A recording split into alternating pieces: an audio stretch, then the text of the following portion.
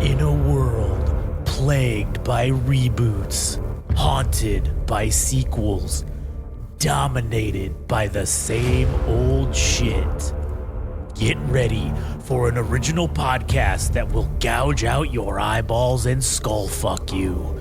Starring Ginger Josh, Adam the Hare, and introducing the immortal Frank.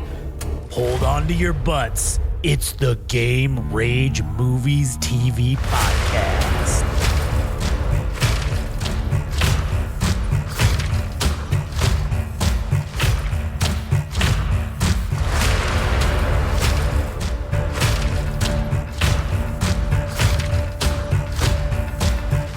Oh, yeah.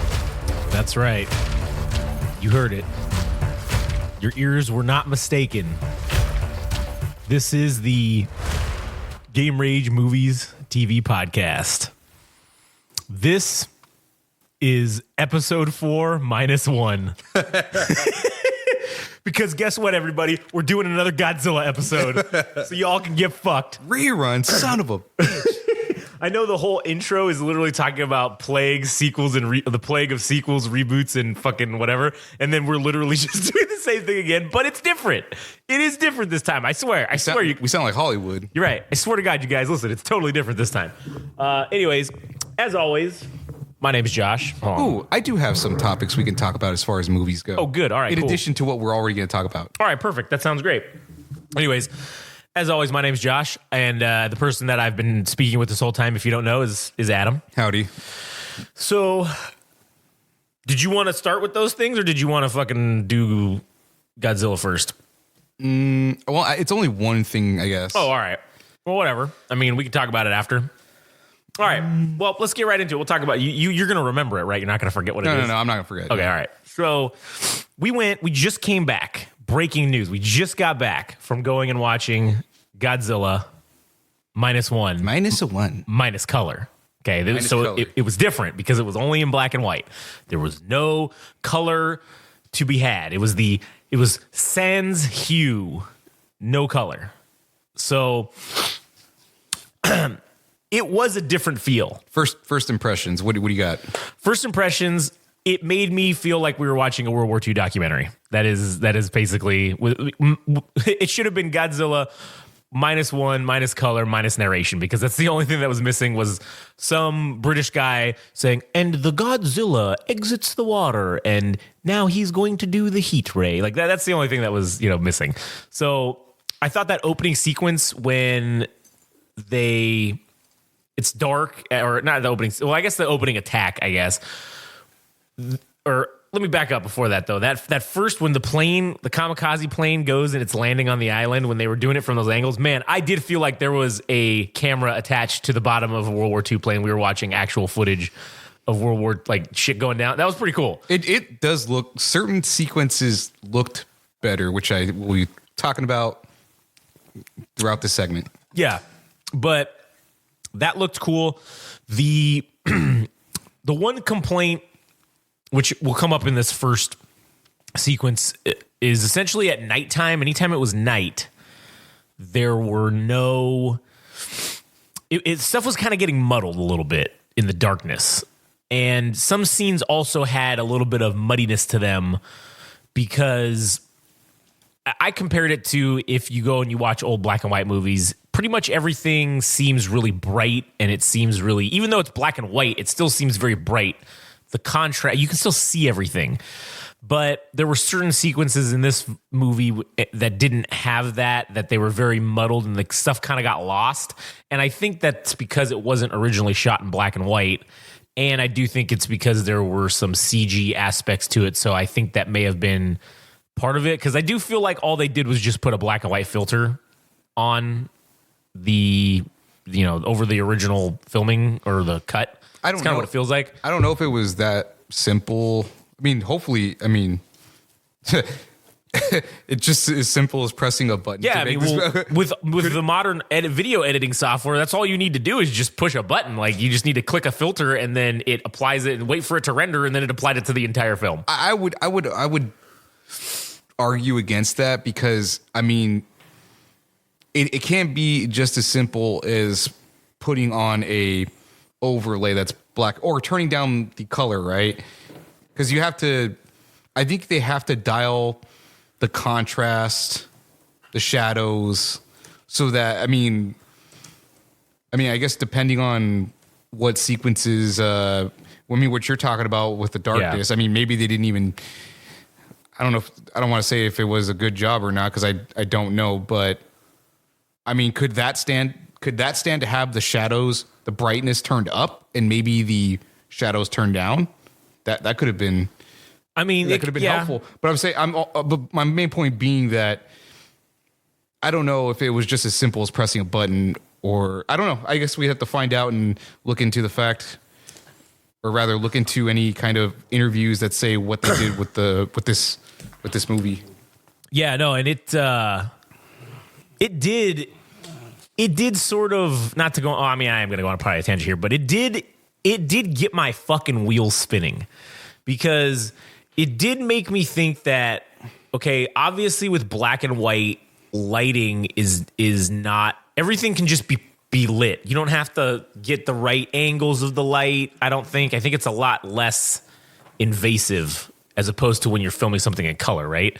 So, and then also it kind of got me, okay, thinking about what if we, not necessarily making something that's, I don't know if the right word would be entertaining, quote unquote, but maybe if we made something like just to see like an educational film of like World War II, right? And instead of, obviously we don't have, there's battles that the footage doesn't exist. So what if we like picked like a naval battle and took like little miniatures, and then like the way, if you do it in black and white and you do it correctly from the right like angles and stuff, and then you can digitally add in, there's software where we can just digitally add in like the guns exploding, and you just make it, you make the thing move, and then you put little firecrackers on there to blow it up like they did back in like Star Wars when they were doing those things, right? What if we did something like that and see, like, just look how it came out, and if it came out looking pretty good, because if it was in black and white, and if you throw like a film grain thing over it, and then you just narrate over it the battle, we could maybe somehow sell that as like World War II, our own version of World War II documentaries, but we just made all the footage of the battles ourselves, if like, especially naval battles, because that'd be kind of, I'm not saying it'd be easy to do, but it would be more doable than, obviously, if you had to hire 3,000 guys to be extras to be on the ship or whatever. It's like, well, if the ships are just fucking shooting shit at each other and you're just taking sequences and putting them together, that would kind of, that's like doable. And even if we did it just as not even necessarily as an educational video, but if we did it as something like we could put on YouTube and just be like, oh, well, here's this battle, and then we could do wrestling commentary over it. Oh, good God Almighty, they killed him. Oh man, that'd be great. But anyways, that was good. It got my wheels spinning to something that we could experiment with, film techniques or whatever, and just kind of see how it goes, because getting those little model ships, they're not expensive. They're pretty cheap. And, we could literally just set up a green screen and basically set up like one of those clear buckets with water, and then just edit out the bucket, and then, maybe edit in actual, because it's going to be on a green screen, maybe overlay an actual footage, just stock footage of like ocean water, and then the boat is moving like it's on water because it's in the bucket, but you just take the, it kind of might look good. I don't know. It's something to think about. Got my wheels spinning. But anyways, that was the tangent. Back to the topic at hand. I do think that there were sequences that did look way better. So there's the sequence when he first he merges up out of the ocean after he blows up one of those fucking ships or whatever, and it's like all smoky around him. In the color version, he kind of like blended in with the smoke, but this one, he popped out of the screen almost. He was very like, yeah. When he's like doing that thing, he looks up and he's like, like he's like gonna yell or whatever. Like, that was fucking pretty cool. Yeah, that was pretty sweet. What other sequences that stood out to you? Oh man, a lot of them. And I think I'm out of place by starting backwards. Who cares? Out of your fucking element. True. Well, we also already did the in order review of the movie, so people have already listened to it. So now it doesn't matter what order we do it in. And if you didn't, if this is your first episode listening, you should go back to the Godzilla -1 episode and hear that one all the way through and then listen to this one. All right. So this is just me, and it could be that I'm looking into it too much. But I think there is something to be said about black and white and shadows and brightness. There's the scene where Shikishima is talking to Tachibana, who is the mechanic, and Shikishima is the protagonist of the film, who is a coward kamikaze pilot. So this is towards the end of the movie itself, where the repair mechanic is talking to him and letting him know, hey, this is the ship, this is what we've done to it, and this is the lever for the bomb itself. You let it rip when you're ready to do it. But there was a conversation that they were having, I think, where I think it's something along the lines of him saying the war isn't over until we get this done. Yeah. And he bows his head, and it's the way the lighting works. It's obviously when you dip your head, it means you have shame within you that it's a feeling of discontent. Like you sadness, I suppose. Yeah. And the way he puts his head down and the shadow comes over his face, it made that moment more powerful, where maybe if that was done in color, that would have not been something you would have paid attention to. Yeah. But it becomes more apparent within that, with the black and white filter, I suppose. Yeah. Okay. So I was doing the Jamie fucking research here because I wanted to know how they fucking did this. And there's no definitive answer because it's not official sources, but it's people that have talked to people in the official sources of how they did it. And Okay, give it to us. So basically what they're saying is that, yes, they could have just put a filter on it and that would have been like so easy. But they were trying to capture a true 1950s horror Godzilla feel to it.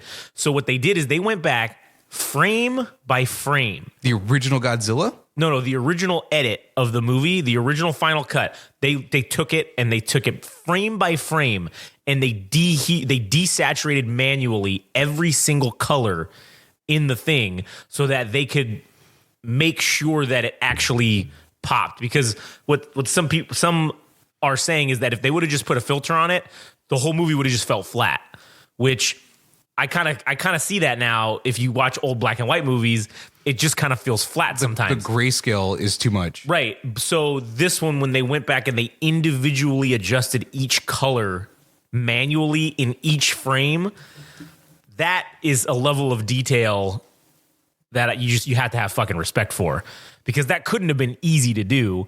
And because you got to make sure all of them line up. And I do think that where it gets muddled in some of those sequences, it's when there's heavy CG.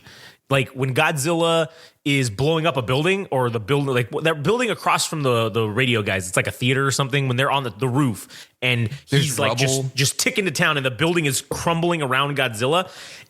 That did look muddled. And I think it's because it was all CG. Like none of it was actually, the building wasn't real. It was just CG. So I think it's CG Godzilla smashing this building, CG building going around him, and then now you've removed the color. I don't think that they were able to make those parts because it moves too fast. Because, when it's a digital artifact, they don't necessarily move frame by frame, like as if it was a real item actually, moving in space. So I think it's probably that's why those sequences were the ones that kind of felt a little muddy, and you didn't really get the right. You kind of got that looks kind of bad, but overall, I thought it looked really good. Yeah, it's a handicap that you're playing with. Yes, play with grayscale because you can't, as you're saying, you can't illustrate everything because it's essentially in monochrome or right. It's grayscale. So yeah. When you have rubble and it's got the same color and the same texture as Godzilla's skin, right? Yeah, it blends in. Yeah, you can't do anything about that. Yeah, and it's all. But see, that's the thing is, it's all CG. Even the lighting is CG at that point. It's artificial. So you can't really, I don't think you could really ever play with it enough to get, because you're just in grayscale. You're literally in black and white. And yes, there are multiple different shades of black and white, which is how they were able to succeed in making shit pop and stand out. Mm-hmm. But it's like when there's so much of that shit going on at once, it's almost like it just gets lost in itself. It does. And so that's the only real complaint that I have about it. Everything other than that, it looked fucking great. It was, I enjoyed the movie the first time in color, but man, this second go around, seeing it in black and white, and I think, I don't have official confirmation, but they are saying it was also a re-edit. So it's not the same movie that we saw the first time. There are slight variations. I can't tell you what they are, but because I don't know and no one's made a list, but people are saying that it was a re-edit, not just we're going to just, what is it? Just decolor the same exact. They did it a little bit differently than the first one. Are you talking about certain scenes being left out, or no? I don't know if it's being left out, but the way that the scenes showed up, I think that they put. I think there was one sequence when Godzilla first comes into Ginza or whatever, and he's walking. There was a sequence where I felt like it was shot from a slightly different angle. I felt like it was a slightly different angle than what they showed in the original movie. Because I feel like this was a true... Like when you saw Godzilla the first time, it was like a side profile only, right? Like when that sequence, I feel like it was a side profile. And this one, it felt like you were tweaked a little bit. And I think that was to capture... Because it's in black and white, so there's no color. So I think that because you didn't really need to do that in the color version, but I think they kind of maybe switched changed his angle just a little bit so that you could really get that pop, that to contrast with the sky or something. Right? Yeah. So I kind of feel like that was probably why. Like that's some of the slight changes that, like I said, I kind of that one stood out to me. I can't really think of any other things but it would make sense if that's what they did. Especially like that scene we talked about where, okay, we had originally said, yeah, that scene when he's following behind the boat, the wood boat, when they first meet him, and he puts his head out of the water, and you can see like from his nose up. And you had said, and I had agreed with you that, oh yeah, that's gonna make him look way more menacing. And fuck if it did, man, that made it fucking. I was like, oh, you could see like his emotions better. I feel like. In the color version, because all the water flipping around and shit, it's almost distracting. But when they removed the color, it just made you have to focus more like on the whites of Godzilla's eyes. And that just draws you to look at them. And then you can see the intricacies and the details in his eyebrows where you can see the angry look. And you can see that that gaze that he has locked on them where he's like, oh, I'm going to fucking kill you guys. Like, this is it. You're dead, you little bastards. So that was fucking excellent. Just excellent. I mean, I love Godzilla. I'm a Godzilla mark, all right? So I don't think I could ever say anything necessarily bad about Godzilla. And I will say this, even the fucking American version movies, a lot of people didn't like them. But you know what? I liked them. Listen, again, they weren't fucking 10 out of 10s. But they gave me what I wanted to see, which was I wanted to see Godzilla blowing shit up or fighting monsters. And yes, granted, new buddy cop Godzilla movie with fucking King Kong that's coming out. I don't know how that's gonna be, but I'm sure I'm gonna love it because I love Godzilla. So yeah, go ahead. My brain is not gonna have a single fucking wrinkle in that movie. It's gonna be smooth brain Adam. Smooth as fuck because smooth as fuck. It appeals to my 5-year-old self. Yes. My undeveloped brain that wants to see monkey and giant lizard fucking blow shit up. Face, dude. You know what? It does remind me. You remember that fucking game? Was it Rampage? I think they made a movie with The Rock. I love that game. Yeah. I love that game too, man. But they made a movie with The Rock that was terrible. But that game was awesome. And this is like the true version of seeing that. It's, oh man, all they need is a fucking like a cat, like some kind of a weird cat animal to be in there. And man, we got Godzilla being in Rampage essentially, because that's where we got to dole out all our Godzilla fantasies when we were kids. Was you just play that game and you just go around and fight other monsters and you fucking destroy the city and all that shit. So, but yeah, listen, I'm excited for the we're gonna go see it and we're gonna fucking talk about it on here. This is gonna become the Godzilla podcast, basically. Apparently, man. Apparently, yeah. I guess so. We do need to watch another movie though after this one, just to change. Iron Claw for sure. Yeah, Iron Claw has got to be next. Yeah, if it's still playing next week, we're gonna see it, and then we'll do another. I do have to say, while we get back to the subject of Godzilla, of scenes that stood out really well in black and white, there's only, I mean, damn it. It kind of sucks because there is the rest of the week, I think until February 1st, that you can see. This is the final week that it's going to be available in theaters. Oh, really? I think the regular screening of it and the minus color version, they won't be available in theaters. So this is your last chance to see it, but it's not going to do any good because if this episode goes up on Thursday next week, then that's basically 1 week, and that was the only week that's going to be available. You know what? Fuck it. I'll just put it up tonight.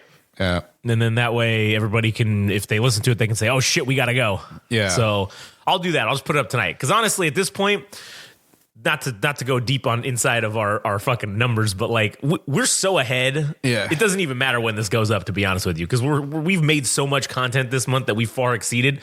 So it doesn't fucking matter when it goes up. It could just go up tonight, and who cares? All right. Okay. So then that's not a problem anymore. Yeah, not a problem now. So that's good. That's good. So something that I appreciated in the black and white version is, yes, the scene where the plane is flying in towards the Odo Island. Oh, yeah. Fucking cool. I don't know why it looks, to me, Yeah. it's a placebo effect, possibly, but it does look cooler. There's something about black and white that it suspends your disbelief that you're fully immersed in this world that is during the 1940s. Unlike any other, I don't know, because when you see old movies, that's how they were filmed, was in black and white, because colored film wasn't developed, or television in color wasn't developed back then. So it almost makes more sense to film it in this format, or to have it in this format. So with Godzilla, his first appearance, so in the colored version, you can tell right away. Actually, let me get back to one other scene. So the way to tell when Godzilla is coming is when deep sea fish surface, and they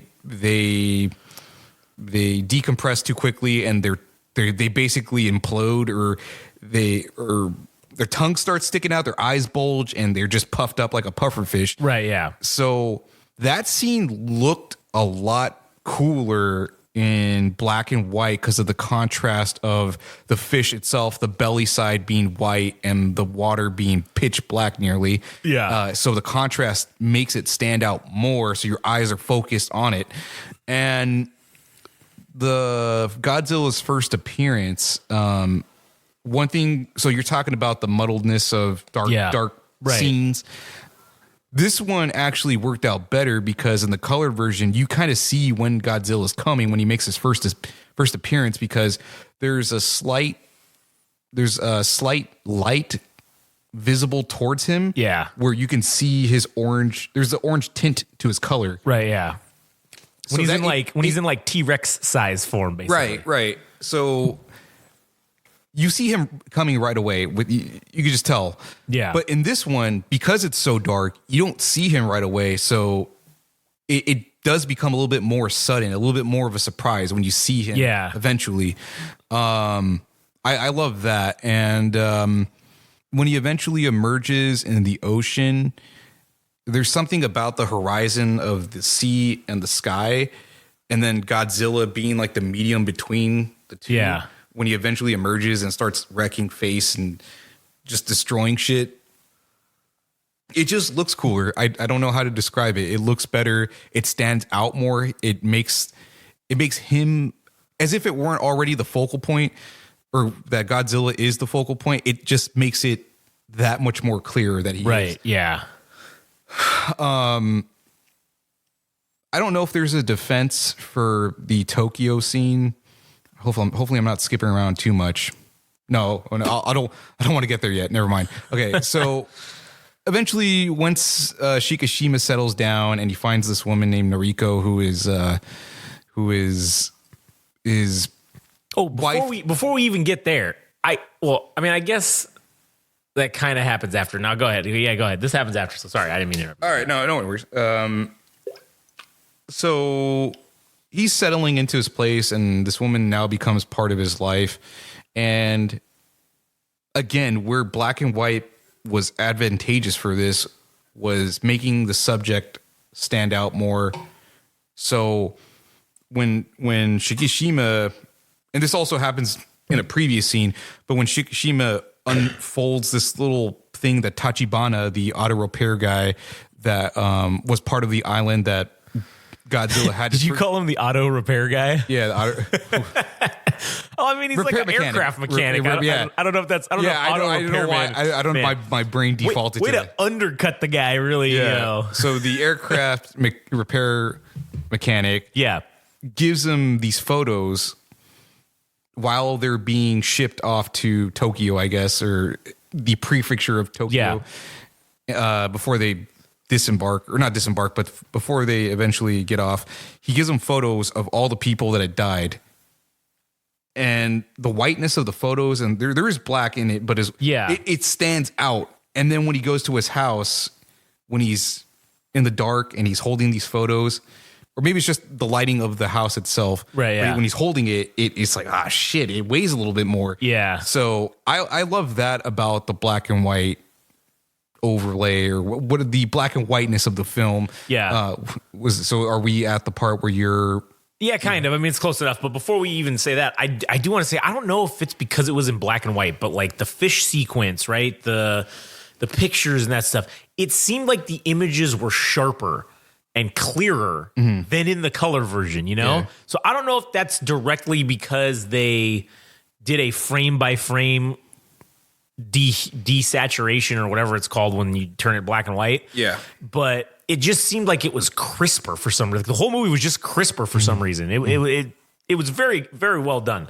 But so yeah, the part that I was gonna say, man, I don't know why, but I didn't remember the lady who's the auntie. Sumiko? Yeah, I didn't remember her being such a bitch at the beginning of the movie, man. I don't know why. I like this time it just, maybe because it was in black and white for some reason, it hit me harder and it stood out.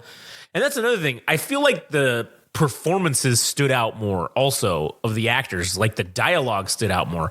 And I feel like it's because you're not, I feel like, okay, because you know when your brain's processing things. Colors, like there's so much colors. Yeah, and maybe I'm just stupid, but you know, good. I don't think you sound crazy. It's like the same reason why when you're driving, it makes absolutely no sense, right? Yeah. But when you turn down the radio when somebody's giving you directions, or you're trying to concentrate on what somebody's saying, maybe it's something like that where it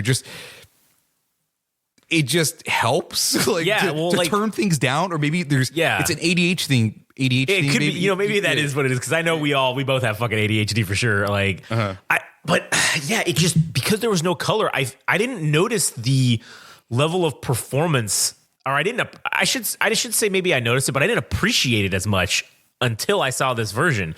And like, because just looking at her facial expressions when she was saying shit, when it was in color, it didn't seem like it was that venomous what she was saying to them. But goddamn, it was so much more hurtful when she was telling him about basically how you're the reason my kids died. And then when he brings them over, she's like, basically the fuck are you doing with these people? Like, you can't be having them here. And just the little snide comments that she would make didn't seem that big of a deal the first time. But this one, because I was probably more focused on maybe the tone of her voice and also like the facial expressions that she was utilizing, that really stood out to me. And it really highlights the excellent job that the actors did in that regard, because it's this shit that you kind of didn't notice when it was in color a little bit. So there was a funny scene with the kid. Like, okay, you know when talking about Kiko? Yeah, the kid, right? The Kiko. When there's a scene when he, at the end, when they go to see Noriko in the fucking hospital, and he has her and he's holding her, and he starts just like weeping, and the kid literally just looks at him, and she's like, I didn't notice this the first time around, but she literally has this look of like, what the fuck is happening right now? She is so confused when she's looking at him like, why are you crying?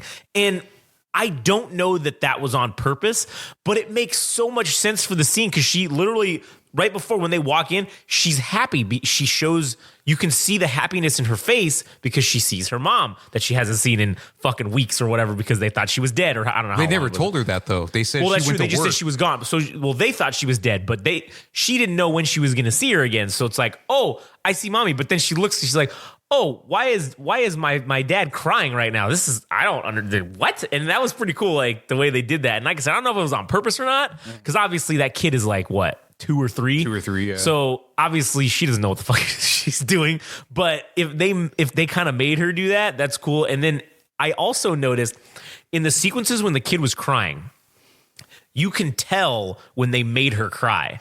Yeah, because she's looking off the screen into the distance, and then all of a sudden just goes, puts her head back and just goes, basically like when Godzilla's gonna shoot the fucking the heat ray. She just throws her head back and opens her mouth and just goes, and I was like, damn, that's funny because I didn't notice that the first go around. But anyways, the performances I feel like were always that good. But it's just, it took the removal of color from my brain to be able to process that, I guess. So just another credit to the fucking actors and what a great job they did, you know? Yeah. What else? So, yeah, go ahead. I guess I could say also, since we're just skipping around, I fucked up. Oh yeah, we fucked up. Sorry. So the Odo Island scene, there was another part when Godzilla's thrashing around, smashing shit. Yeah. That there's all this debris everywhere. Oh yeah. There was fire. So the absence of light, and then you could see little pockets of fire, and Yeah. then the repairmen, when you just see Godzilla's giant ass. Oh foot, yeah. his fucking clown shoe foot. The repairmen actually stood out more, Right, yeah. because of their white uniforms contrasted by the black background and little pockets of fire everywhere. Yeah. It just looked cool. And also, again, talking about the scene where Shikishima and Noriko and Akiko are, when she's a baby and they're cooking food. I don't know if this is just me, but I could have sworn I paid attention to the necessity of food more. Yeah. Because they didn't have all that much, and the dialogue talking about food itself, and then Sumiko telling them, well, this is all I have. I have fucking a bag of rice so you can make gruel for this kid. Yeah. But the fire and the pot itself, it stood out more, and it just made it more apparent for why they needed food, because the baby's not going to survive. Right, yeah. She also says, well, adults can survive on anything. Right, yeah. I didn't get that in the first go around. I didn't get that, how desperate it felt that they needed. And maybe because seeing shit in black and white makes you think of the Great Depression and like nobody had food. Maybe that also highlights it too. But it did make me feel like they were really, really desperate for food. That's why he took that job in the first place. That was super dangerous, because he's like, here, they gave me a 3,000 yen advance. And she's like, holy shit, that's awesome. He's like, well, it's kind of dangerous. And then she says, no, you can't be dying or whatever. How are we going to survive? How are we going to eat if you die? You're the one making the money. And so and then he says, well, that's just too bad. We need to make the money. So yeah. I'll be fine.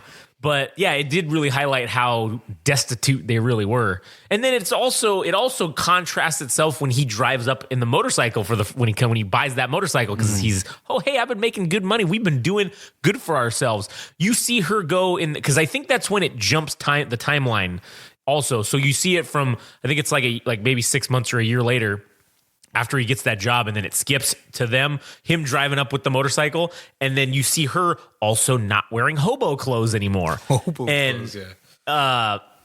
You kind of see, oh, they're doing pretty all right for themselves. They went from basically not even be able to make gruel for the baby to eat to have nutrition, to now, oh, he's driving up on this motorcycle. They don't dress like hobos anymore, you know? So, but anyways, yeah, where do you want to go now?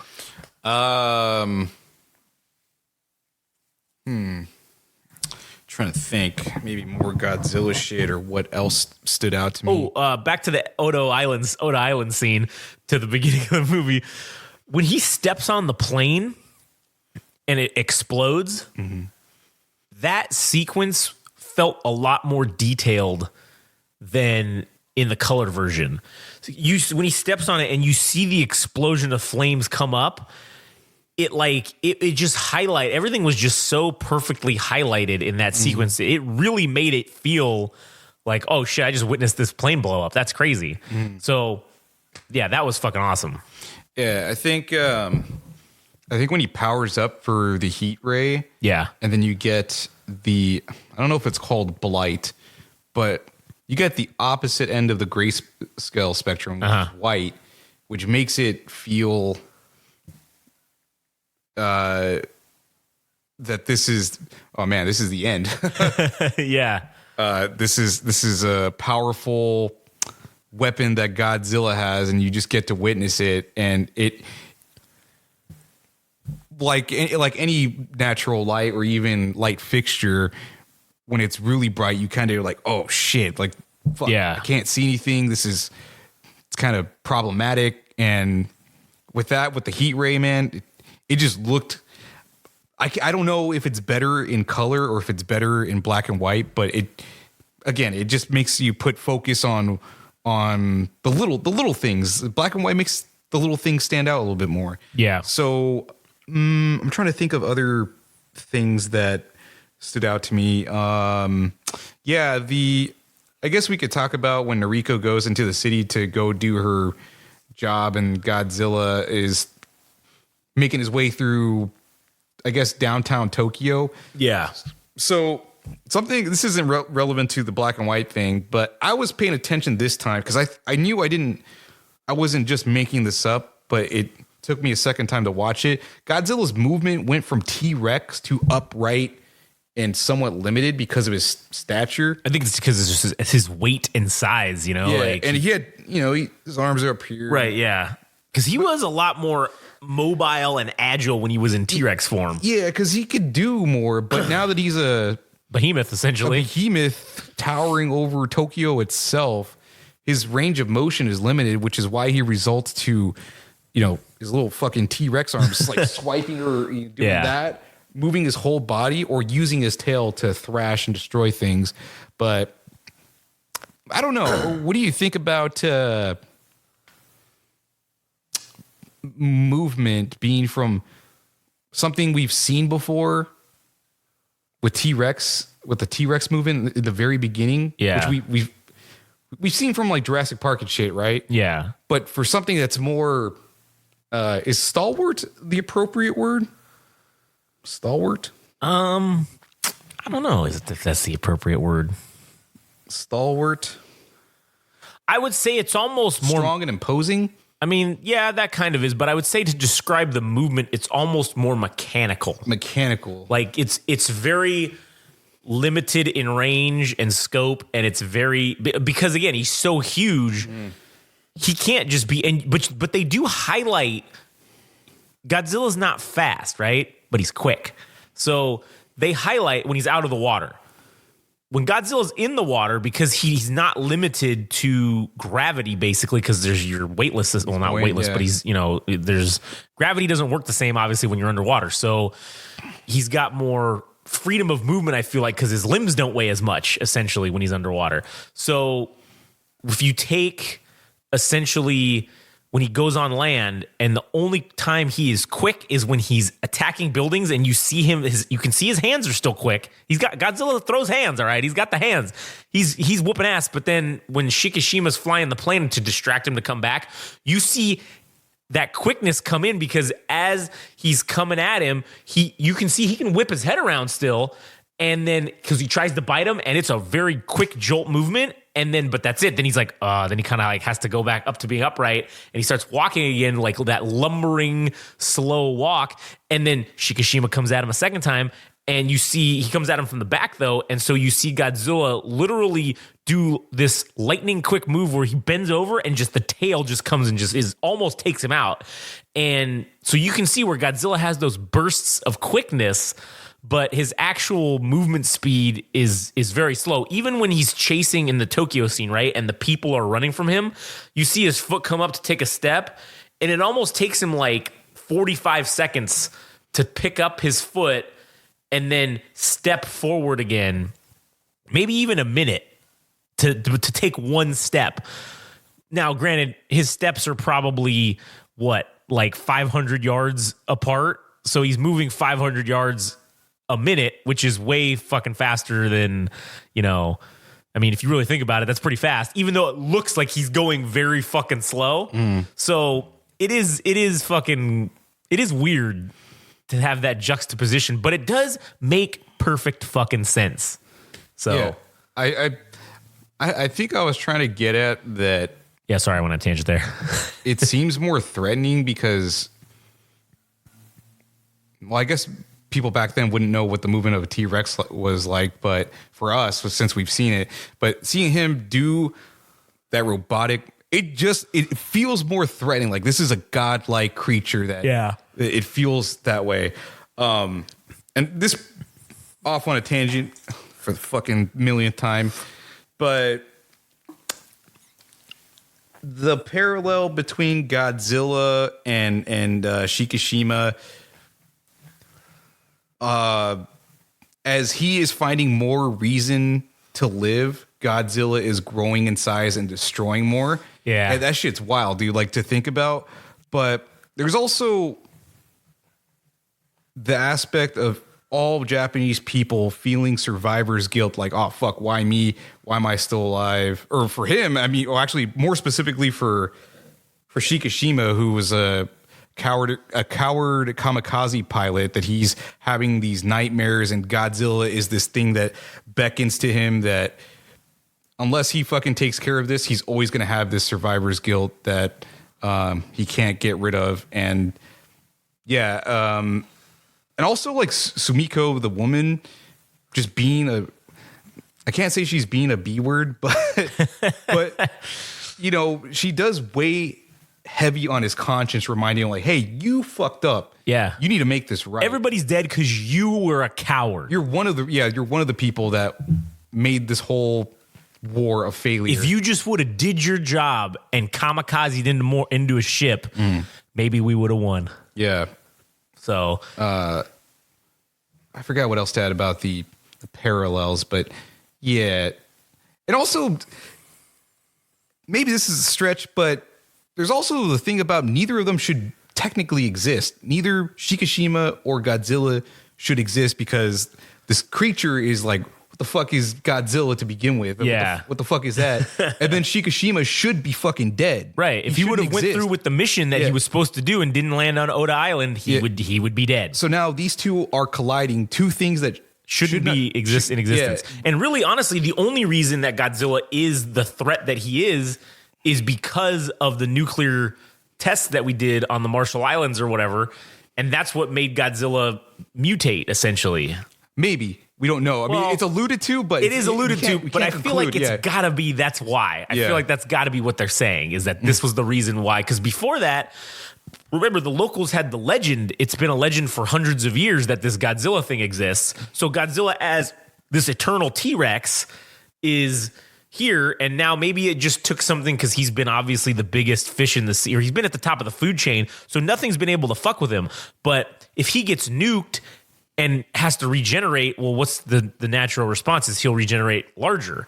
So that's what made him get even bigger, which makes you think in the next one, is he going to be even larger after he's regenerated? Like, he's going to be twice as big as he was before, which might be kind of cool. I don't know. Yeah. So where the fuck are we at? What do you got? I would say too. Okay, you kind of already talked about it, but when Tachi, what's his name? Tachibana, the repair. Yeah, mechanic? the auto repair guy. No. when he and Shikishima are talking about that new plane and he's showing them everything. The sequence right before that, when the ejector seat is shown, but it's written in German. Yeah. Okay. Yeah. And so that was very much so highlighted. And that already, because like, obviously I already know what happens because we've seen the movie. But the first time around, I saw that and I kind of thought, oh, hey, that's interesting. But now this time it's very much highlighted because of the way that it's contrasted against the seat. The black seat. Yeah, you can see it. You can see it very fucking clearly. And it just makes you say, oh, okay, cool. They were telegraphing this from the beginning or from that point on, that his redemption isn't going to be in fulfilling his kamikaze mission, but it's going to be in fulfilling essentially the mission, but still living and surviving. Because now there's an option for him to live. And kind of like you had said too, where you see him. I don't remember seeing him pull the fucking ejection seat. I remember seeing him pull the thing because my original theory was that the thing that the guy told him was the thing to arm the bombs. I was like, oh, that's probably the ejector seat button. But then obviously that was wrong because it was that lever that he had to pull. And he did tell him that the thing that he was going to pull was the bomb itself. That's what he told him. And so that's what I thought. Oh, he's telling him that so that he'll eject and not know. Because he's like, because you didn't know, because you didn't see him tell him about the ejector seat. They cut away right before because he says, oh yeah, and one more thing. And then they cut back to the wide shot of the plane. And then you just see them still there, and then it cuts to the next scene. But then after he lives, and you see that the parachute, it cuts to that scene, and it shows him telling him about the thing, and he tells him basically, "Hey, you live. You have an option. Yeah, don't fucking just die, man." Which is interesting because now that they have a reason to stand up for themselves against this existential threat, that Tachibana went from somebody that was trying to guilt trip Shikishima. I don't know if he was trying to guilt trip into seppuku. Yeah. But to say, this is all your shit, dude. This is all your fault. And then to flip the switch and say, no, I maybe I was wrong because that dude Noda, the scientist that created the weapons and also came up with a plan to defeat Godzilla. There was that scene where they're in the war room.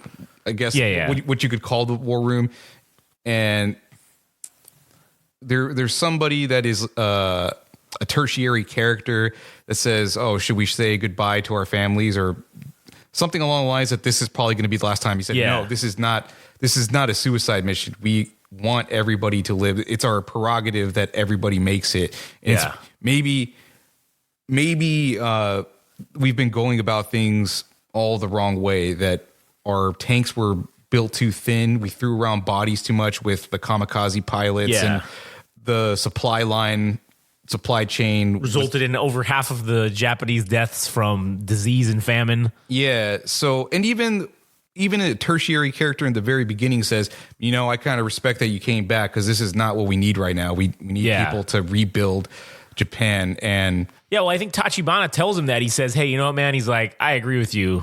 He's like, why follow an order that means you're going to die for a war that we already lost? Why do that?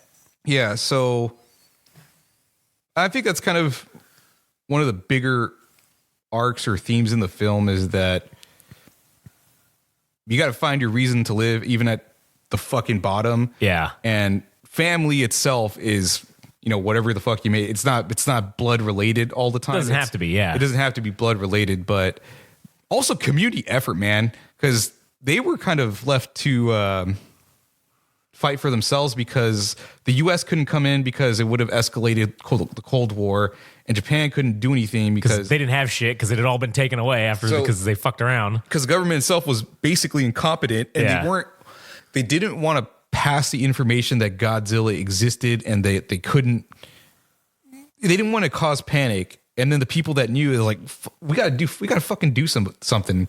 So it was cool to see that. And seeing this movie twice, dude, this isn't a movie that you can view at home. I think this is something that you have to go see in theaters to get the scale of Godzilla. Because if you're just watching at home, you're kind of aware that you're in your house and you get distracted and shit. If you go see it in the movie theater, this is all you're focused on. So I really think you got to go see this movie. I mean, you get the chance. Yeah, I agree. I think that it needs to be a movie theater experience. And I'm kind of hoping that this propels them to bring back some of the older Godzilla movies from maybe not necessarily the 50s, but maybe the ones from the 70s and 80s. And kind of put those back in theaters because I'd like to see those because I've only seen them on, like a regular television. So it'd be sweet to see them on the big screen because that may, not that those movies were bad, but it may increase the appreciation because then you get to see the scale of Godzilla, whereas you watched him at home and then obviously it's a guy in a suit and then the buildings are 4 feet tall instead of these giant skyscrapers, but still seeing it on that huge screen may have a bigger impact. So it'd be kind of cool if they go that route with this. I mean, I don't know if it's probable just because granted we did go on a Thursday fucking night, but I mean we were literally only 2 people in the movie theater, which was great for us. Probably not so great for the pocket of the film, but whatever. It was Thursday night. It's not jump to conclusions. Remember, well, here's the thing: if we wouldn't have been there would have been no one in there. Do you think the movie theater people were pissed? Because I didn't really see many people around. Did you think, oh man, they thought, we're gonna have to go home early because there's gonna be nobody in these last showings on Thursday night, and then here come Josh and Adam come rolling up to the 8:10. It was at 8 p.m. So it was to the 8 p.m. fucking Gojira minus color. Oh, great. These assholes want to watch this movie in black and white. What a bunch of fucking They probably thought we were like movie snobs or something, Maybe. I mean, but it is cool thinking, man, we were one of the people. Because there have been past movie experiences where I didn't go see the movie in the theater. Scott Pilgrim being one of those movies that I wish I would have saw in theater. And I just missed out. And I'm glad I didn't miss out on seeing this in theaters while it was around. Yeah, me too. And by the way, if Scott Pilgrim ever does come back in the movie theaters, we definitely need to go see it because I never got to see it in the movie theater either. Yeah, so I only saw it on fucking home video or whatever. Maybe I did. I'm not sure. I honestly don't think I might have gone by my. I can't even remember. So I'm basically saying no that I did. Yeah. So I'd be down. Shit. Yeah. Doing the heat ray in Tokyo. So I guess we're at the halfway point of the movie where he lets out a roaring heat ray blast, and man, him standing with the dark gray clouds and he's just roaring. He's like, "Oh, motherfucker, you sons of bitches! You're making me stronger, but I hate you all." Yeah. And then, oh man, okay, so this scene actually looked cooler because when they create the task force after Noriko gets her ass blasted from the concussive force of literally, as the kids would say, literally yeeted across town from the force of probably what was bigger than a nuclear blast at that point. Yeah, but somehow she's okay. Yeah, oh yeah, she's good. Only has a sling on her arm and just a bandage around one of her eyes, right? Not necessarily implying that she is actually dead or, the eye is missing, but, so she gets yeeted across town. That sequence was real fucking good. When she pushes him into the alley, you really see the look of care on her face that she knows she's going to die. And yet she throws him in anyways. And then when the concussive blast hits her, you just see like you see her face make this like, oh God. And then she's gone. Toast. A second degree or third degree of survivor's guilt. Cause he wouldn't make her his wife.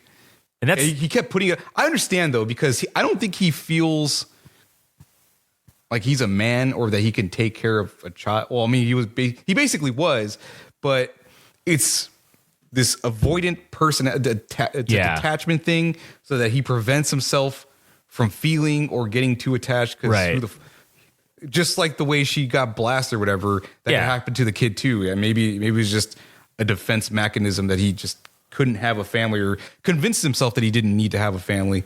Right. So the scene where they're in the war room, dude. Since we already talked about it, but. Actually, it wasn't the war. It was when the plan was being formulated. All the Japanese citizens in the Tokyo prefecture, whatever I think it's called Ginza or whatever the counties are called, and they're all meeting. That scene looked cooler because it was in black and white. So it kind of I don't know. What do you got to say about that? I agree. It did look cooler. And then I didn't even realize this the first time. Okay, when they're having that original meeting where they have everybody in there and they're trying to come up with the plan, or they're going to tell everybody the plan of how they're going to fuck up Godzilla. And I didn't realize this, but then they have all these guys bitching and complaining, and then they leave. Some of them leave. So they knew from the beginning that they didn't know that anybody was even going to go on board for this plan, right? But yet, there's this sequence when somebody brings up a thing of, hey, well, what about if this doesn't work? And then he goes, everybody go to the windows. And they just had those dudes waiting outside, sitting there to just blow the fucking the buoy or whatever. Oh, and the flotation device? Beforehand, were they like, okay, guys, you're going to wait here. And when we come to the windows, we'll give you the signal and then you blow the thing. But was their whole thought process, okay, if someone asks the question, then we say, let's go to the window to prove it. Like, you know what I'm saying? It was just funny. Like, those guys were literally sitting out there. What if they were sitting out there in an alternate universe and that question never gets asked, and then they end the meeting and then they're just sitting out there and then it's like nighttime and they're like, hey, can we go home now? Like, what happened? Yeah. Like, they just got forgotten about. Yeah. That'd be fucking hilarious. All right. But anyways, yeah, that meeting, it had more, I felt like when they were showing what was going to happen to Godzilla in that little tank, I felt like that was even clearer than when it was in fucking color. Because they were in like kind of a darkened room, and it was, not that it was hard, quote unquote, to see, but it just felt clearer in the black and white. Yeah. And then I think I paid attention a little bit more to some of the side characters. I think I was telling you what was it? The Navy captain or Navy? What was his position? Yeah, he was like he was like a admiral or something in the Navy. Yeah. Beforehand, I think he might have been the guy almost in charge of a large part of the Navy, and then he was put in charge essentially of this. He got all the not naval ships, but all the ships together that were going to be a part of this. He's the one that kind of put it all together and was like spearheading this thing. I forget what the guy's name was, but yeah. So when it came to the parts where the plan was in motion, I think it was called Wada Sumi Wada or Wada, the Wada Sumi operation. When they were organizing the plan to take out Godzilla, there was a scene either just before or just after. And the scene just before is them being in disbelief at God. Oh, that scene was badass when it was, I think it was the last atomic blast or heat ray that Godzilla was going to do. And this was completely different from the previous heat ray blast. Cause I don't want to say it was half-hearted from his previous ones, or the previous ones were half-hearted, but this one, he put his whole body into it. Yeah. Like he's retching as in like he's going to barf like a cat. Yeah. Where he's like, oh, I'm put my whole body into this one. And when he leans in to potentially blast the ship, his jaw feels like it gets a little bit more gaping or a little bit more wide, and his eyes are a little bit wider. I'm like, oh my God, this looks cooler in black and white. Yeah. That was one of my favorite scenes as far as compared to the colored or black and white version. This looked cooler in the black and white. So this isn't relevant to the color, but when I was talking about the Admiral, so it was either the before sequence when the Godzilla was going to shoot the heat ray, I could see his jaw like quivering. Yeah. Or it was a scene afterwards when he's giving the salute. You could see his jaw quiver. So I thought that was kind of good acting, because it's like, oh shit, the worst is over. Yeah. Or something along those lines. Your adrenaline was so high, and now that it's over, you're like, whenever you have some shit, there's always like this shaky little feeling afterwards, because your adrenaline is still at height, but you're not doing any. Get off the keyboard. And I can't really say if that was just a genuine reaction that this was something he was really acting at, or maybe the guy was thinking, fuck, this is probably the most important scene of the movie, and I better enjoy it. I'm a minor character, right? Yeah, and I just better enjoy it. So it was more not so much the character, but the person playing the character thinking like, fuck, this is a great scene. Like, I'm just really appreciating it. So I don't know which one it was, but I'm gonna make it more to a testament of the guy being the actor, the actor. Yeah. So I agree. I don't know what else to add. Maybe the scene where Godzilla's swatting. Oh, okay. The Shinden plane. Oh yeah. The counter to the bomber. Yeah, what was it? What was it called? It was called local fighter Shinden or something. Yeah, local defense fighter Shinden or some shit. So when that music, okay, Another thing, maybe I forgot to mention in episode 1. I don't think I did, but maybe just to reemphasize it. Yeah. Is when the music sinks in with specific scenes, when Tachibana is missing and Shikishima needs to go to the postal service to figure out where he's at. Yeah. And it has that hopeful music. Din, din, din, din, Yeah, din. yeah, yeah. And then it also happens again when the Shinden takes first flight and the plane takes off and that music's playing again. Man, that it makes it hits you right in the heart, dude. Because it gets you all inspired. You're like, fuck yeah. I mean, I love Godzilla thrashing and destroying shit, but I'm like, I'm completely on the human side as far as this one goes. Yeah, and then for the music, okay, when there's the sequence when Noriko is in the train and Godzilla chucks another train car or a boat or something at the track and it gets in and they stop. Yeah. And they show Godzilla when she looks back for the first time and she goes, Godzilla. Like she just whispers it and then it's like a zoom in on her face and then she Godzilla. And then it immediately turns the view around and you see Godzilla and it's silent this whole time there's no music playing, no score. And then it's just that like that thundering Godzilla classic, The trumpets, the tubas and the fucking deep, what are they? Not whatever I guess they're tubas. The tubas and the trombones and shit that are making that. Oh man, that was so perfect. And then that whole music continues through his whole rampage of fucking Ginza, and that was fucking excellent. The utilization of music was very spot on, I guess is probably the best way. It pains me because the list of Oscar nominations that's coming out. Oh, they didn't get put on there? Well, it did, but he got it for best VFX, best visual effects, which makes sense. Yeah. Godzilla did look pretty sweet as true. This was the first CGI Godzilla that has been featured. Yeah. But I thought for one thing, one other category that they could have been nominated for was Best Original Score, Naoki Sato. Yeah.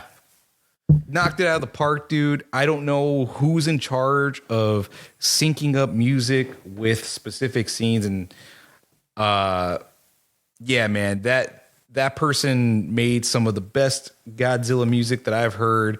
And whoever's job, aside from the composer, it was to just make those synchronicities happen with the music and the visuals. Oh man, it doesn't get any better than that. I wish it would have been nominated for an Oscar for best original score, but shit, man, I'm basically surprised that this thing even got nominated for an Oscar. Oh yeah. What were the other? Did Godzilla get any other nominations for? No, that was the only one, I think. God, that sucks, man.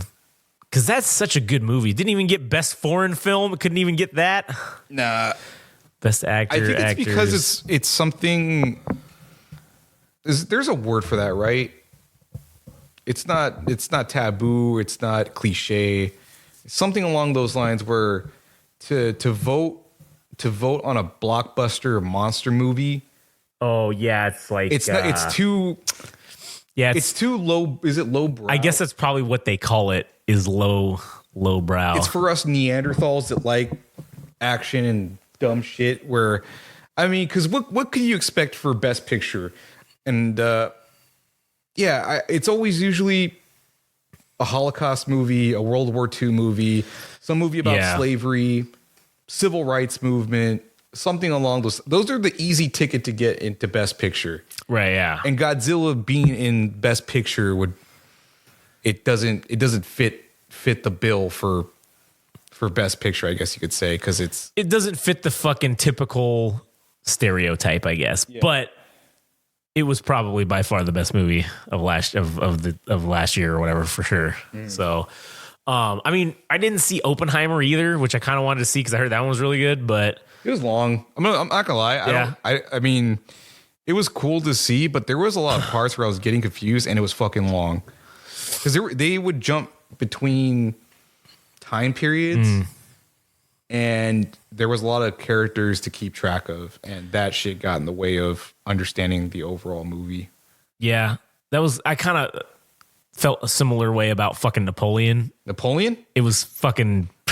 they just fucked it up. I felt like, well, obviously there was a bunch of shit that was wrong. They made basically Napoleon seem like a sexual deviant and that he was just pining after this hooker the whole time. And that was the whole point of his existence. The man fucking was the emperor of fucking France and took over a bunch of fucking places. And they kind of like undershot that a little bit. I don't know. I just for a movie about a guy that was in charge of France that got into a lot of battles, it was lacking in the battles department. Yeah, there was like three battles, and it was all fucking. It was terrible. I think we talked about it before, but yeah, I just maybe it was to make the war scenes stand out more and to fill out his character arc. Nah, man. But the fucking, why so much fucking then? Well, that's the thing. You don't need to fill out a guy's character arc when he's a historical figure. Everybody knows his character. You don't need to fucking give him character development in the movie. We already know what his story is. Just give us the story. Yeah. Don't fucking fiddle fuck around. Like the new Gladiator movie. I'm a little concerned about the new Gladiator movie coming out because, who's directing that? Ridley Scott, I feel like. I think because he wrote it. It's being said as a Ridley Scott film. So written and directed? I don't know let me just Google that to make sure. I don't want to tell people the wrong information. All right, let me. New Gladiator. Gladiator movie. Writer and director. Let's see. Gladiator 2 coming out November 22nd, 2024. It's an upcoming epic historical drama directed by Ridley Scott. Not written by him. Oh, it was written by David Scarpa. Okay. All right. What did you write the original Gladiator? No, I don't know. Look like it, but yeah. All right. So Wasn't him. So he just wrote it. So that's good. I guess, He wrote it or directed it? No, I'm sorry. Ridley Scott has just directed it. Okay. So he didn't actually write it. So maybe this will be better. Because I think did he write Napoleon too? Or did he just direct it? Where's the movie list here? Don't know. Gladiator. All right. Oh yeah, he did Black Hawk Down too, man. I forgot about that. It's a great movie. Black Hawk Down. So to wrap up, any thoughts you had on Godzilla? Overall, oh man. Okay. It's directed by Ridley Scott, but it was also written by the same guy who wrote Gladiator 2 it was written by the same guy who wrote Napoleon. So but then how did it come out so shit? I don't know. Well, that's the thing. Maybe Gladiator 2 is also going to be shit. That's why I'm concerned. It's the same two guys. It's the director and the writer are both the same. You know what's horseshit? Was when there's a trailer on and it says from the executive producers that brought Deadpool. Yeah, but it has nothing to do with them. But that doesn't make me want to see the movie anymore. It doesn't help. It's true. I don't think about that thing. I don't think about that at all. But shit, I mean, now that you bring it up, as far as writers go, fuck, man. The only things this guy's done, he directed this movie called The Last Castle, which was 2001 action drama, and then he wrote The Day the Earth Stood Still, which was that one with fucking what's his name, Keanu Reeves. Oh, the remake? Yeah. And then he wrote this movie, All the Money in the World from 2017. And then he wrote Napoleon and now Gladiator 2. So I don't have high hopes for this. Gladiator 2 is probably going to be terrible. But because it's Ridley Scott, everybody's going to go see it. It's going to get all the nominations and all this horse shit. Because Napoleon got a lot of nominations on shit. Is Gladiator is based on a real person, correct? No, it's not. It's not? It's a historical fiction drama. Okay. So the characters in the first Gladiator, Marcus Aurelius, that was a real guy. Yeah. Commodus was a real guy. Fucking, I think, whatever the fucking, what was his fucking name in the Russell Crowe's character? Maximus. I think that might have been a real guy, but I don't think the stories were actually, it wasn't it's based in history, but it wasn't, I don't think there was an actual story where a guy was a general, got then thrown into fucking I mean, I'm sure that happened, but I don't think they directly referenced anything kind of like, okay, Kingdom of Heaven. That's the one that's about the Crusades. Yeah. I love that fucking movie. With, who's the guy that starred? He was also the Hulk. Oh, yeah. It was fucking Eric Bana. No, not him. Sounds right. Yeah, right? Was that him? I don't remember his first name. Something Bana, right? Yeah, Eric Bana. That's the guy. Well, no, wait. The Kingdom of Heaven was what's his name? The dude fucking from Pirates of the Caribbean was the main guy. Orlando Bloom? Yeah, he was the main guy in that. sure? Yeah, I'm positive. I think Eric Bana might have actually been in the movie, possibly, but I don't. He wasn't the main guy though. I know that for sure. And Liam Neeson was in it. He was the like his father. The Orlando Bloom was the bastard son of. Oh shit! Maybe he wasn't. When did that movie come out? Kingdom of Heaven. It was like the early 2000s. Probably 2001, maybe 2000. I don't see it. He was in Black Hawk Down though. Yeah, I know Eric Bana was in Black Hawk Down. Yeah. So yeah, that's a great fucking movie. Yeah. So, All right. But yeah, so Godzilla. anyways, back to Godzilla. Fucking great. One more thing. Oh yeah. Last sequence. Okay. Say sequence like every fucking other word. Yeah. The scene with Noriko and her little mutation on her neck. Yeah. That was great because of the contrast with the blackness of the goo or And, whatever's yeah. going on in her veins and her Right. pale white skin only because of the Well, gray it's black skin. and white, But yeah. But that scene, again, you get to see that shit better in focus because of the black and white film or the adjustment that they made to make this, and True. super cool. I don't have anything else to add. Neither do I. It was a great movie. If you haven't seen it in color, you should see it in color first in theaters, and then you should go see it in black and white in theaters. I don't know if I would recommend seeing it in black and white for your first run through. I would say probably see it in color first and then see it in black and white, so you can appreciate the black and white Afterwards, Yeah. What was the other thing that you wanted to talk about? Okay, so I was looking forward to Disney announcing Tron was already in the process of being filmed. Tron 3, right? Yeah. And then I saw Jared Leto was attached to it. Fuck's he gonna be? A new character? Probably the protagonist of the movie. So it's not gonna pick up for okay. So it's not Tron Legacy. I don't think it has anything to Fuck, do with man. Flynn. It's not gonna have to do anything to do with Flynn or his son. I think it's just the world of Tron itself featuring Jared Leto, which I don't give a shit about. Because we already saw what happened with Morbius. Yeah. Morbin time, dude. Fucking terrible. Yeah. Well, I have to say, Tron Legacy is one of my favorite fucking movies of all. I love that movie, dude. It is for sure in my fuck, man. I don't know if it's in top 5, but it's for sure in the top 10. I guarantee you that. I'd have to think a little harder if it's going to be in my top 5, but it is for sure in the top 10. That I love that fucking movie. Everybody in it's fucking great. Jeff Bridges is fucking awesome. Fucking whoever, I forget what the kid's name is who plays fucking his son or whatever. He's fucking awesome. Olivia Wilde's fucking awesome as the Korra chick, man. It's just it's just so good. I'm trying to think of the guy. I think his name is Alan. Maybe I'm wrong, but the guy that played. He was kind of the information person that was all white. Oh, fuck yeah. What was that guy's fucking name? That guy was cool. That guy was cool, man. Michael Sheen, that's his name. Michael Zeus was the guy. It was the character. Zeus? Zeus was the information broker or whatever guy. Yeah, that guy was sweet. That was like one of my favorite parts of the movies when man. He's just like dancing and giving them information, and I think he sells them out, right? Like he does in the end. Yeah, that's Yeah. or not in the end, but he does sell them out. Fuck, man. So I don't know, man. I was hopeful. I was kind of hoping Tron 3. I don't know where it would take place in, because they did leave it open ended where Korra gets into the real world, so now she's a real person, but she is a living program, I guess you could say. Now Sam, that's the guy's name. yeah, Sam. There you go. Yeah. Sam is having a relationship. So why don't they like continue with that? So where it's maybe. All right. There is no one listed on the cast so far from the original fucking cast of Tron Legacy. It says it is a direct sequel to Tron Legacy. It says it's a direct sequel? It says it's a direct sequel to Tron Legacy and the third feature film in the overall franchise.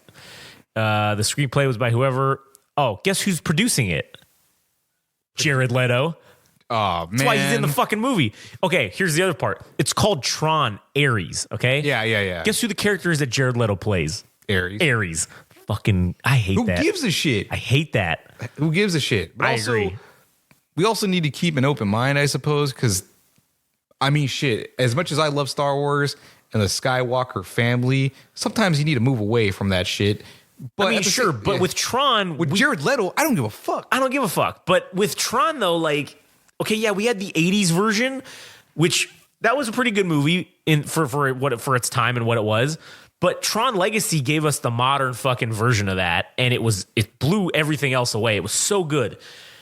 You're gonna give me a sequel, but you're taking a step sideways or outside. I don't want to see a sideways. I want to see a fucking actual sequel to the movie. I want to see the same shit. Yeah. Initial Tron Legacy sequel development. Let's just see what this says.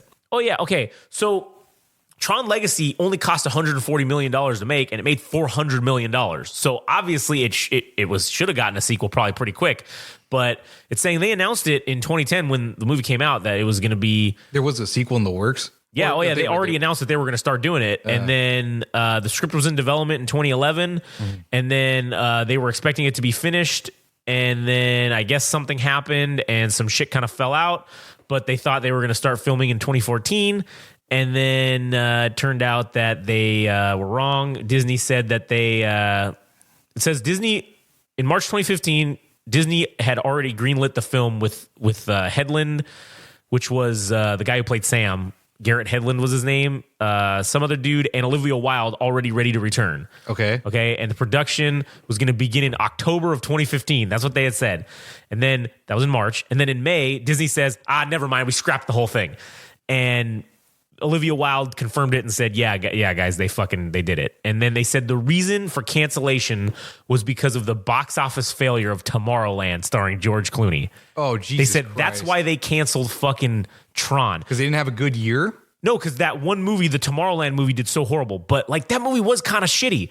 Tron Legacy was great. You can't tell me that you really thought that Tron Legacy, a sequel to that, which basically you made probably not just double, maybe 2 or maybe 3 times what you made off of, or maybe like 2.5 times off of what it cost you. You made that in profit. So you can't tell me that you would expect that it would do poorly just because some other shitty ass movie that you made did bad. That was also a science fiction-esque movie. I also don't know if people are that incompetent that they would associate one movie with another, that they just see Disney, that Disney's attached with Tomorrowland, and then Tron comes out. Oh, Disney made it, so it's not going to be good. It can't be that stupid, is it? I agree. So that guy Garrett Hedlund, he had told people that the sequel wasn't totally dead, and he was trying to get it pushed to go, right? So then in 2016, somebody at Disney who was an executive basically revealed that they were talking about Tron, and then they were saying, "Hey man, we should probably do something with this." And then he later said that the sequel was in a cryogenic freeze as opposed to completely canceled. So it was in an indefinite hiatus. Yeah, basically. And then it said that he was basically saying that because they just bought Lucasfilm and Marvel, that Tron was definitely getting put on the back burner. Like it was not going to be featured in anything anytime soon because, again, this is 2017. They're making money. They're making money. Well, they just spent a shit ton of money, and now they got to figure out how they're going to make it all back with the properties that they already just bought. They did get it back, though. Oh, well, now here, okay, that was in like 2017. So now here it's 2024. So now here, that's what, 7 years later? So it took them 7 years now to finally make all the money that they were going to make, hopefully back. Mm-hmm. And now they're like, cool, now we can focus on some other shit. So that's why this Tron third movie is now starting to get play, because it's like, hey, but it's been. So then now it's being, oh my God, now it's being called a fucking reboot. So now spiritual sequel. So now it says it's reported that the franchise in 2017 later was being moved towards a reboot instead of a direct sequel. So it says with Jared Leto being attached, playing a character named Ares. So this was in talks since 2017 to have this come out the way it's shaken out now. So this is only a sequel, only in number, and it is a completely different story. And I swear, if it ends up being... So it is saying that the character Ares was retained from prior iterations of the sequel script that had been kind of finalized. They retained this character, so that is an aspect of it. I don't know. They've already been through 3 different directors now. So... I'm not gonna lie, dude. I'm not this is very gonna be hopeful bad. for any of this. Yeah. The only thing I saw that was interesting was that Daft Punk is gonna reunite to do the soundtrack for this movie. That's kind of cool. Also, That is, I think that's a rumor. I don't remember if that was confirmed or if that was a rumor. But if that is in fact happening, I know maybe I'll probably be checking out the album for sure. oh, we should do a album review. Yeah. Fuck, you know what we should do? Because they did the whole score for Tron Legacy, right? They did, yeah. So we should do an album review of Tron Legacy, and then we should do one of when the new one comes out on the All Gas No Trash podcast, Game Rage Music, just to do that. That'd be kind of cool to compare and contrast the two. But yeah, so basically this, I don't think this is going to end well. I think this is going to probably be shitty. This movie itself, It's gonna hurt Disney. it's gonna hurt me. Man, I will say there's one good thing that Gillian Anderson, one of my childhood crushes, X-Files. is coming on in an undisclosed role. So I don't know. That'd be kind of cool. I like Gillian Anderson. So doesn't? That's true. Psychopaths don't. That's who. Shitbags. I'm not very hopeful. I'm not either. Dude, if they just, I know this sounds stupid, but the name Ares makes me think of the God of War. Yeah, that's probably what Greek they're. mythology. So they're gonna create an archetype out of that, out of Greek mythology. I'm sure that's what they're going for. And then just overlay it with the Tron world. Yeah. Which could technically be said about the first two movies, with Flynn being God and then the son of Flynn being Jesus in Tron Right, Legacy. yeah. To return to. He's the promise, the chosen one, or whatever, Yeah. But I guess, at least they changed it up a little bit. This is literally. I feel like they're going to, like, this Ares thing. I'm going to call it right now. They're gonna retain, because at the end of the movie, whatever, she had come out, right? Olivia Wilde's character Cora, had come yeah. into the world, and then they had freed the other people and they had brought some of them in, right? So this Ares guy is going to be fucking probably somebody who was from what was the fucking, the main bad guy who was just Jeff Bridges but digital? Clue? Yeah.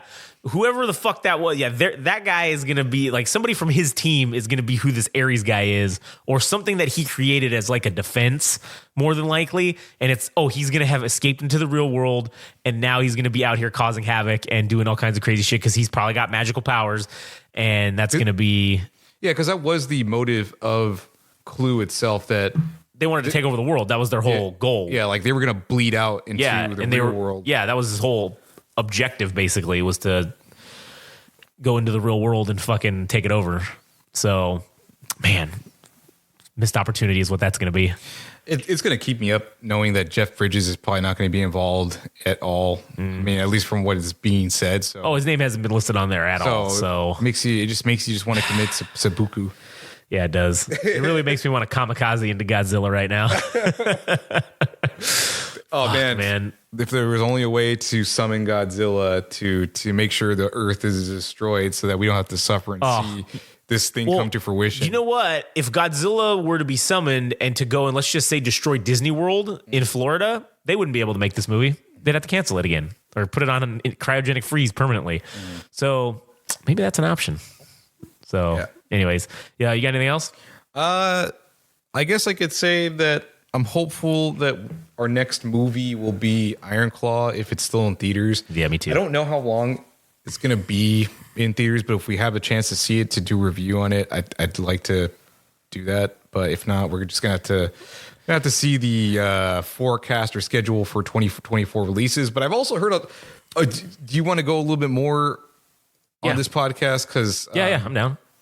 Because according to many news sources, 2024 is supposed to be a shit year. Oh, really? For movies, because everything's being delayed. I think Deadpool 3 has been pushed to 2025. So I think there's a lot of expectations that this is going to be a flat year for movies. Fuck, man. Deadpool 3 says still 2024. Is it? Might have been pushed back to later in 2024. Let's see. So we got, Kraven the Hunter.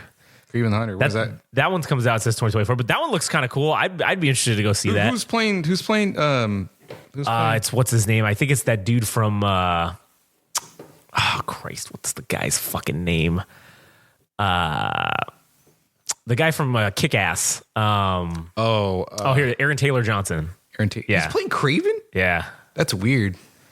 Oh, dude, he's shredded too, man. Like he definitely did steroids. Does he have the buzz cut? Let's see. What kind of look does he have? In the picture, let's see. Craven. Let's see. Here he is. Oh, well, let me zoom in. Let's just Google Craven the Hunter.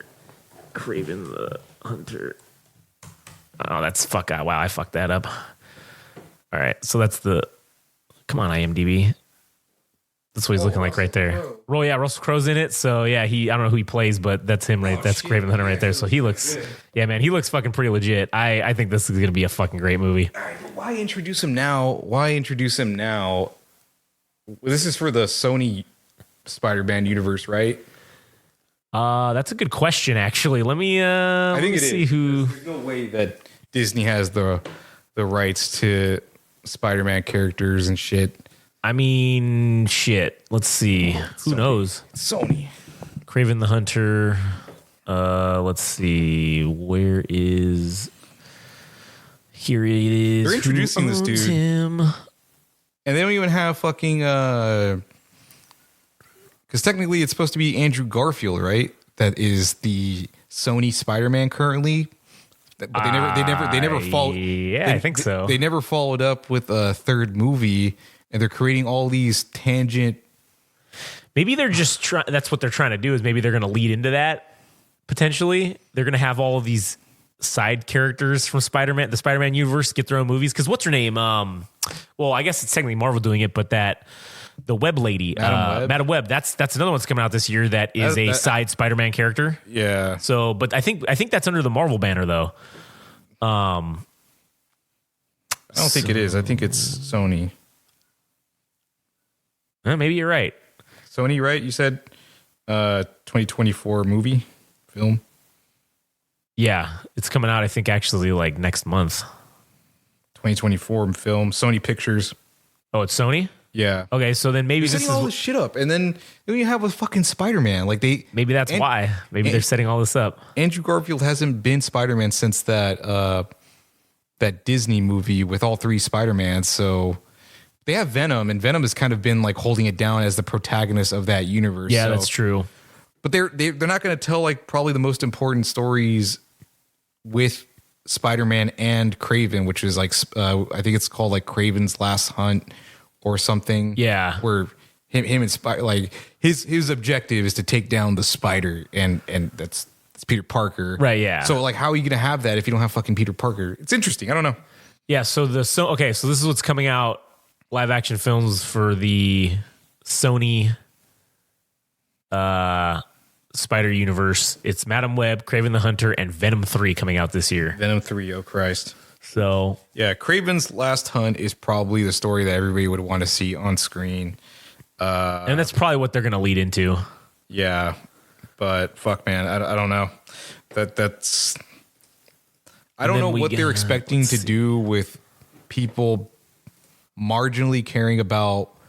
I mean, this is off on a tangent, but all these characters that a lot of people don't care about. I mean, Captain Marvel's really, if you love the Marvel universe, Disney made that movie and it fucking bombed. Yeah. So like, why would Sony even imagine Madam Web is going to do well if she was basically a minor character in Spider-Man to begin with?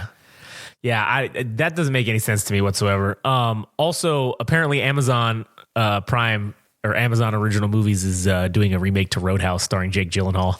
Oh, yeah, so I saw that. Yeah. That might be pretty fucking good. I might have to watch that. That was the Patrick Swayze movie, right? Yeah. And then, Godzilla X Kong, that's coming out. So, we're going to see that. There's this new movie called Civil War. I wonder is it about the Civil War? Nah, it looks like, they're in this, well, maybe, I don't know. They're in the Statue of Liberty in the trailer. Let's see. It's a film. Let's read the synopsis because I might want to see this. It's a film written and directed by so-and-so. Kirsten Dunst, Wagner Moura, Stephen McKinley. Oh, Nick Offerman's in it. That's cool. The guy from Parks and Rec? Yeah, the Ron Swanson. Yeah, the mustache gentleman. It says the film follows a team of journalists who travel across the United States during a rapidly escalating second civil war that has engulfed the entire nation. Oh my fucking god! They're telegraphing. They're fucking telling us. Okay, so it comes out April 12th. So we're gonna have to go see this. Like, there's no fucking way. Yeah, we got to go see this movie. Yeah, it says the premise is in a near future, a team of journalists travel across the United States during a rapidly escalating civil war that has engulfed the nation, struggling to survive during a time when the government has become a dystopian dictatorship and partisan extremist militias regularly commit political violence. Man, this is a fucking documentary.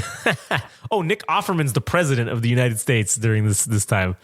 That's kind of cool. Kirsten Dunst is a reporter. All right, that might be interesting. So we got that coming out. Let's see. Let me go back to the thing. I was trying to find. Bad Boys 4 is coming out. That. I was trying to come. So I think we're probably getting closer towards the end of the episode. Oh yeah, definitely. And I'm looking for a vocabulary word in terms of film or cinema. I can't find one exactly. Oh, you know what? It's not necessarily that we have to come up with our own example and a statement, but maybe it's just fun to look into words in film itself. Yeah. So I'm going to go with this one. It's pretty common. It's common in photography itself. So I was going to say the depth of field. Okay. Depth of field, in simplest terms, is the depth of field is how much of your image is in focus. In more technical terms, depth of field is the distance in an image where the object appears acceptably in focus or have a level of acceptable sharpness, controlling the amount of the photo that is in focus in one of the photographer's best tools to help draw the viewer's eye where you want it to go. So, depth of field. Depth of field. I think the depth of field in Godzilla was increased during the black and white version. Depth of field? Yeah, like the contrast of stuff was higher, right? That's kind of what it means. Like certain things are focused on or made to be clearer, I guess. So I think maybe an example of that is